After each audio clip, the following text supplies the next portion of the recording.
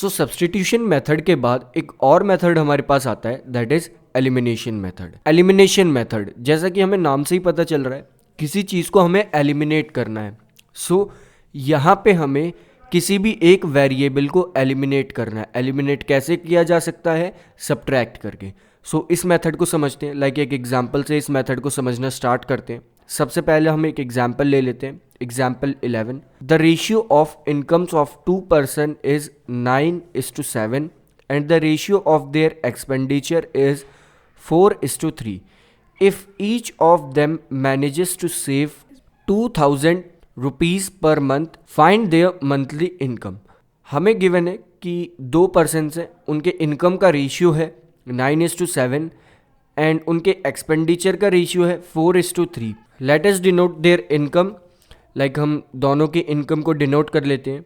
हम मान लेते हैं कि जो पहला पर्सन है उसकी इनकम है 9x एंड जो दूसरा पर्सन है उसकी इनकम है 7x। नेक्स्ट, जो पहला पर्सन है उसका एक्सपेंडिचर है 4y एंड जो दूसरा पर्सन है उसका एक्सपेंडिचर है 3y। इसके बाद हम एक इक्वेशन बनाएंगे। हमें पता है कि जब इनकम में से एक्सपेंडिचर सब्ट्रैक्ट करा जाता है तो आता है सेविंग्स। सो वहाँ पे उन दोनों की हमें सेविंग्स पता है, दैट इज़ 2000।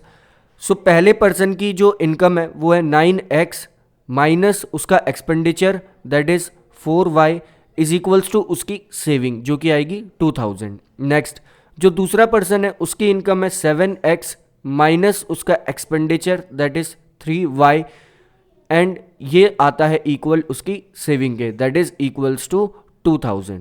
सो हमारे पास यहाँ से दो इक्वेशन आ गई, that is 9x minus 4y is equals to 2000 and second is 7x minus 3y is equals to 2000।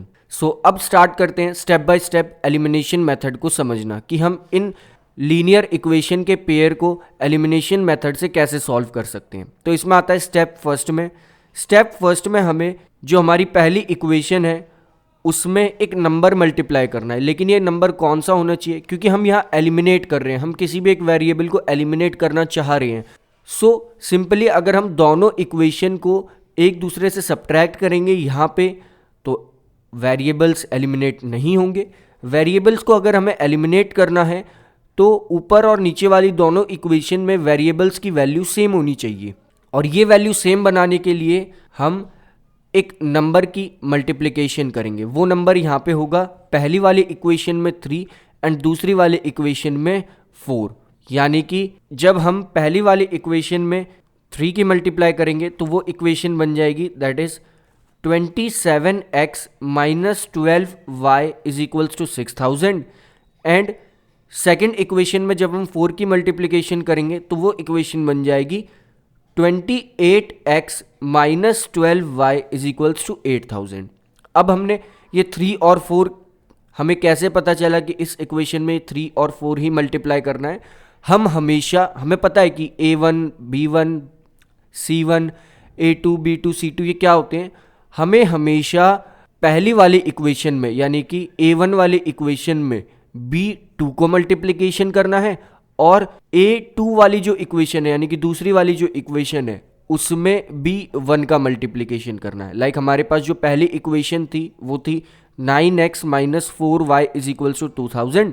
तो इसमें हमने b2 की मल्टीप्लिकेशन करी और b2 यहाँ पे था -3। यहाँ पे प्लस माइनस का कोई इतना इम्पैक्ट नहीं होगा।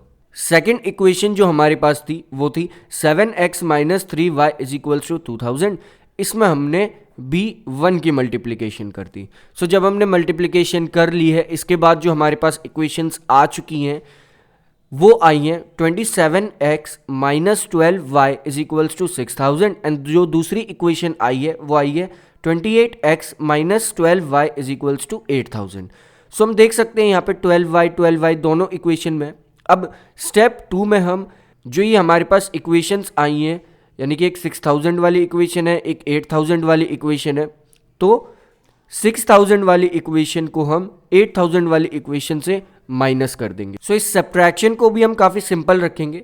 हम पहले ऊपर लिखेंगे वो 6000 वाली equation like 27x minus 12y is equals to 6000 and इसके नीचे लिखेंगे दूसरी वाली equation that is 28x minus 12y is equals to 8000।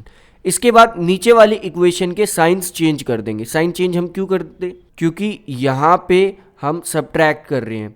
So plus 28x के नीचे छोटा सा माइनस 28x लिख देंगे, माइनस 12y के नीचे प्लस 12y लिख देंगे और 8000 के नीचे छोटा सा माइनस 8000 लिख देंगे। इसके बाद जब हम देखेंगे माइनस 28x प्लस 27x ये आएगा हमारा माइनस x।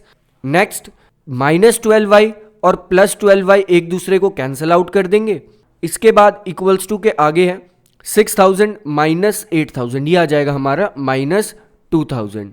सो x की वैल्यू यहां से हमारे पास आ जाएगी 2000 क्योंकि माइनस x इक्वल हो जाएगा माइनस 2000 के। सो x हो जाएगा इक्वल 2000 के।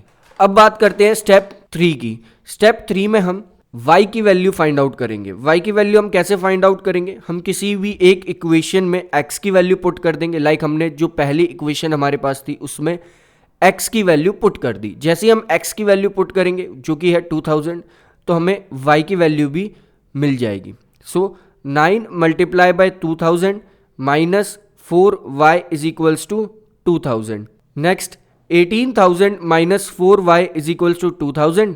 Next 16,000 is equals to 4y। इसके बाद y is equals to 16,000 upon 4 that is 4000। y की वैल्यू हमारे पास आ चुकी है यहाँ से 4000। सो यहाँ से हमने x और y की वैल्यू तो कैलकुलेट कर ली, लेकिन एक्चुअली में हमें क्वेश्चन में ये बताना था कि उनकी मंथली इनकम्स कितनी है।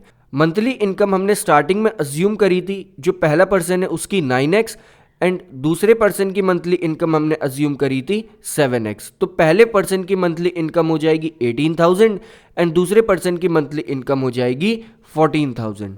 इसके बाद एक्सपेंडिचर की अगर बात करें तो पहले पर्सन का एक्सपेंडिचर था 4y, सो उसका एक्सपेंडिचर हो जाएगा 16,000 एंड दूसरे पर्सन का एक्सपेंडिचर था 3y, तो उसका एक्सपेंडिचर हो जाएगा 12,000। सो ये था एलिमिनेशन मेथड। एलिमिनेशन मेथड का भी हम यूज कर सकते हैं किसी भी एक पेयर ऑफ लीनियर इक्वेशंस को सॉल्व करने के लिए। लेकिन वो कैसे पेयर ऑफ लीनियर इक्वेशंस होनी चाहिए? जिसमें 2 वेरिएबल्स हों।